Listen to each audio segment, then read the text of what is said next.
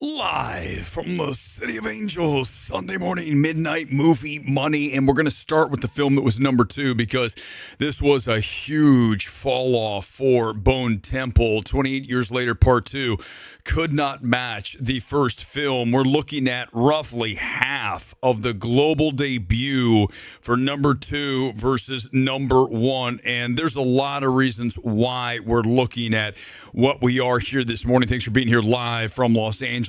And you can see it here on the Sony email coming in at $31 million on the global debut, just $13 million here in the States. Now, to remind you, you go back to last summer and you look at 28 years later, that film was at $30 million on the stateside cash alone.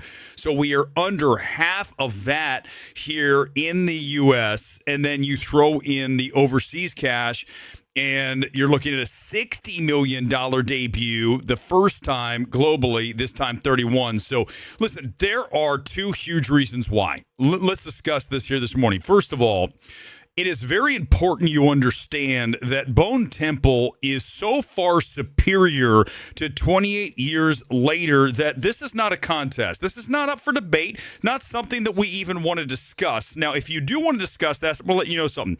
You don't know what you're talking about. You have no clue how to evaluate a film. Frankly, you have the taste of Domino's pizza, okay? And I don't have time for that. I'm here to tell you that it is a travesty that you have a film as strong as Bone Temple and have it have half the cash that its predecessor had. Why did that happen? Because of what I just said. 28 years later was a borderline abomination.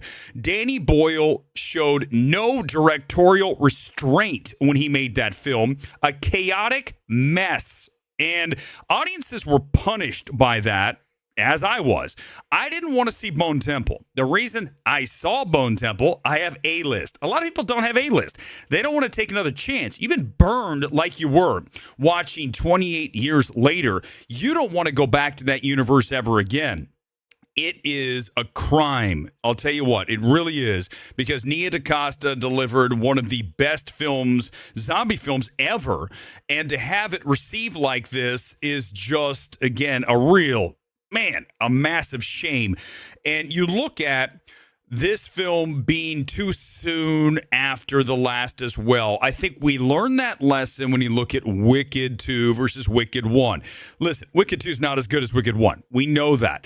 And any time that you return to a universe, you have diminishing returns, especially when you have not given the audience much time for the refractory period, as we like to say, right? We need some time away to regenerate interest. All musical artists throughout the history of music have understood the basic principle that you need to let yourself kind of disappear to have people all of a sudden say, hey, look who's back, right? We saw Madonna do that back in the 80s. Taylor Swift, I think, has sort of figured that out recently, not as much. She needs to go into hiding. You need to have that, okay? And for 28 years later to come in less than a year with the sequel, almost like a TV show where, here's the next one. We need to have a break. So here's what's going to happen. Because this film is not going to come close to turning a profit. Let's make sure that's very clear. I had to discuss this with, I believe, a quote, financial expert. Listen, the budget here is 60 some odd million dollars. To be profitable, you need roughly 2.5x. Some would say 3x. So 3 times the budget. I'll call it 2.5. Okay, you go 2.5, you're talking about $150 million on the global. Well, guess what? That's what the last one made. 151. This film's not going to come close. We are half of where we were last time, so we could end up at like 75 million on the global.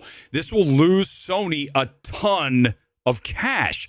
So if you think that number 3 is guaranteed, I can tell you what, it is not after this debut, because that is financially risky to make a third film, especially when you hear that Danny Boyle is going to come back. That is the biggest mistake. And I'm telling you, some of these studios, I really have a hard time understanding the decisions that are made. And listen, I also want to address this morning. We're doing box office. I'm going to continue here, but I'm going to put a wrap on this by saying anyone who comes in and says Nia DaCosta's a DEI hire and she doesn't know what she's doing, I'm just going to call you right now, you're racist, because the proof is on the screen. She is very clearly, it has nothing to do with the color of her skin or the fact she's a woman. This film buries number one, and you're talking to the guy who's defended Danny Boyle since forever. Okay, you go back to a small film like Millions, always bring it up, man. And then you look at a Slumdog. You look at Yesterday, which he saves that film just from his choices. But this time around, wow, you just see the diminishing returns of directors as they age. It has happened so many times recently. Ridley Scott, Gladiator 2, Michael Mann, Ferrari. You look at Megalopolis, Coppola. You guys have to understand, as you get older, you do lose your skill set. And you can see it with Danny Boyle in the completely untamed 28 years later, and that's not a good thing. Yes, it's a zombie film, but I'm not having the debate. Guys, I'm talking about tonight. I'm going to get into it. I can't believe I have to have this discussion. I'm just going to, one more time, I'm going to reiterate this before we go to Zootopia and to Marty Supreme and to Avatar.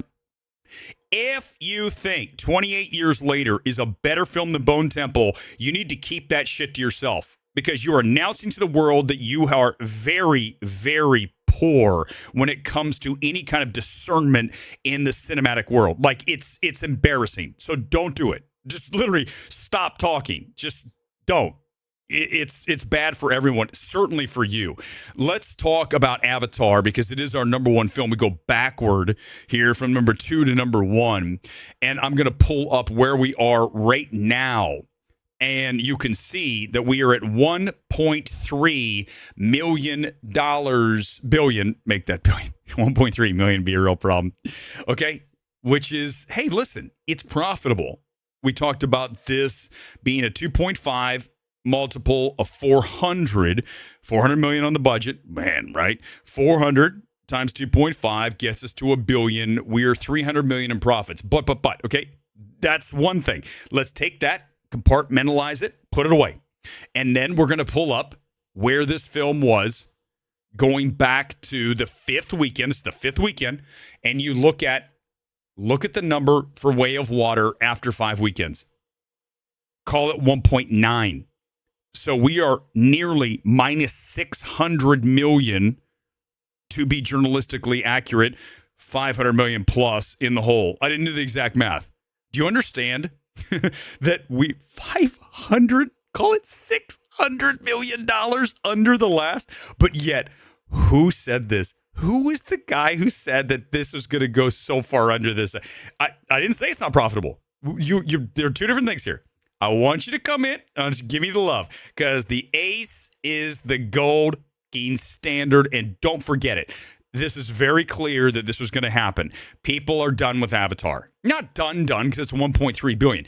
I would not make an Avatar 4. No chance. I know Cameron, for whatever reason, wants to continue when he's announcing people being cast and all this. You know, hey, Michelle Yeoh's no, listen, we don't care.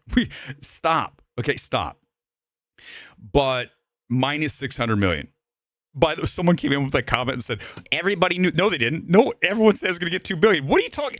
There are so many intellectually disingenuous people out there that it almost just makes you want to regurgitate live on air.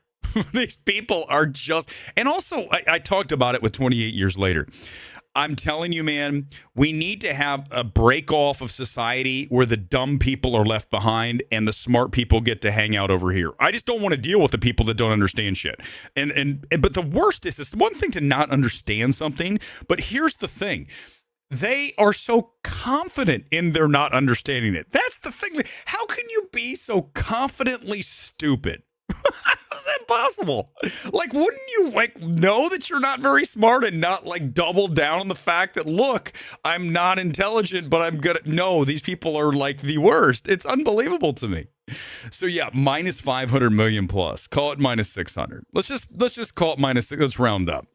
Oh, here come the Avatar stands. What do you want to fight? What do you want to argue with? I just gave you the facts. What do you want to talk about? What are we doing? You kidding me? You want to do this? You don't want to do this. You're wasting my time. I don't have time. I'm not going to waste my time with people that don't understand concepts and facts. I'm not going to do it. Look here. Disney has given us the beautiful artist rendering of Inside Out 2 celebrating with Zootopia. I mean, I don't know what you guys want to make of this, but what do we think? This is not exactly stellar animation, whoever threw this together. But you can see they're celebrating because Zootopia 2 is the #1 motion picture of America animated film of all time. It's important you note that because you know that you have Neza over there in China, and that's, I think, the worldwide leader when it comes to animation. But when you look at the MPA films from this wonderful land of ours, you are talking about now Zootopia 2 at 1.7 billion taking out Inside Out 2. Even though Inside Out 2 is so happy, they're displaying the full range of emotions here. You see what you get here from us? You don't get this from anyone. You're not getting this from Grace Randolph. She probably already has you asleep talking about this stuff. But that's what happens when you watch Grace Randolph. You look at it again. Here it is. You can see the lovely press release. 1.703 billion. By the way, 390 domestic, 1.3 billion international. So obviously, this was massive overseas. And you look, that's crazy, right? You talk about how domestic is just nowhere near what it used to be. And it's fair. You know, listen, I got into it a little bit with someone said, no one goes to the movies anymore. And that's not true, okay? Fewer people go. Don't say no one. No one? Okay, really? 1.7 billion? Now, granted, 390 million stateside. I want to see that closer to 5, 6, whatever. But we just don't get that anymore. You know, the states and domestic box office is not at the same place it was years ago. And it's because of a lot of reasons. We know why. Certainly Windows, right? Not the operating system, the theatrical window. But congratulations to Zootopia 2. Let's go to number 4, Housemaid. 8.5 million. It crossed 100 million domestic. This is a huge 5x multiple of the debut. Remember, 19 million on the opening, and I said, not that impressive. But what did I say at that same time? I told you guys that you look at Housemaid on the long haul during the Christmas corridor, right? When you had that time to start banking cash and everyone is off. And guess what? That's what happened. This film just bank, and it's still doing really well. Another fantastic hold here this weekend for that film because you have a lot of female. The demo is out in force to see this movie. Also, it's a testament to Windows. You know, you look at this film, it's still in theaters exclusively, so you don't have that option at home. And Lionsgate, kudos, because that helps, along with, look at Zootopia 2, same thing. Long time in theaters, no home availability. You drive people to movie theaters. When I talk about the importance of theatrical windows, so often people say, well, it wouldn't matter if you left a film in theaters for 45, 90 days now. But that's not the point. I'm not saying the film's going to go higher. Every film's not going to necessarily go higher. You got to retrain the audience that you're going to have to wait to get this at home. That is what we're trying to do with theatrical window. At least a 45 at this point. Obviously, I wanted a 60 going back to it a few months ago, but years ago now. I mean, it's too late. It's too late. Let's talk about Marty Supreme because this is now A24's #1 film domestic $80+ million, taking out Everything Everywhere. So this film, another film that hugely benefited from the Christmas corridor, along with Timothée Chalamet's awards wins, Critics' Choice, and obviously Golden Globes. He's very close to, I would say, a lock for Oscar. We called that when we saw this film. This is his year, and this film is a testament to his growing star power. I mean, you don't get these numbers without someone in the lead who is considered to be a draw. And Chalamet's been accused of being in projects that bump up his star aura. You look at a Wonka, you look at a Dune, right? He's part of an IP. Here, he is Marty Supreme. And this is clearly his best performance, and I'm thrilled to see this film as the number one A24 film. Certainly a much better film than Everything Everywhere. Give me a break. But you look at this film and you talk about the global, it's still a ways off of both Civil War and Everything Everywhere on a global standpoint, because A24 has not opened this film everywhere yet. So that is why it is not at that point. It also, listen, it's a fairly expensive film, anywhere between 60, 80, 90. The budget's all over the place. Let's call it 75. Let's just draw it at 75. So for this to be profitable, it's never going to be profitable. Okay, that's the other thing that, listen, it's two parts. When we talked about Avatar, right? It's two things. So you talk about the performance. Yes, wow, for an original film to come in here and do these numbers, but the budget is the issue. I don't know how this film became this expensive other than the ping pong CGI, but other than that, I don't see it. I just don't know how this film ended up being $75+ million to make. I don't see it. I don't see it on the screen. But that's another thing, right? Two different things we're talking about. Okay, let's go ahead and do the weekend box office top 10. I do have the list. Here it is. And we will gun down the top 10 films of the weekend. Avatar is number one at 13.3 million, down 38% this weekend. Again, minus, call it 600 million on the global cash versus Way of Water. That is somewhat significant. 28 years later, Bone Temple is number two. And that was a hugely disappointing debut. Go back and watch the beginning of the stream. If you are watching on X and you want to see all of our streams, go to Midnight Movie Talk, and you can find it on YouTube there. But again, less than half of the original debut from last year. So that is a huge, huge disappointment for Sony. We'll see if we get three. It's up in the air. That's for sure. I don't know if I'd make it, because I don't want to lose money. I mean, if I'm spending someone else's money, I'd make it because I want to see it. Not because, well, then Danny Boyle's directing it, so I'd probably say no. So forget it. We wouldn't do it. Zootopia 2 is 3. We talked about it now. Number 1, MPA animated film all time, $1.7 billion. Housemaid's number 4, now at $107 million stateside alone. Overseas, we're close to 2, if not over $200 million. So Sydney Sweeney's back, and her jeans. Oh no, did I trigger someone? I'm so sorry. Marty Supreme is 5, and we just discussed how that is the number 1 film for A24 all-time domestic.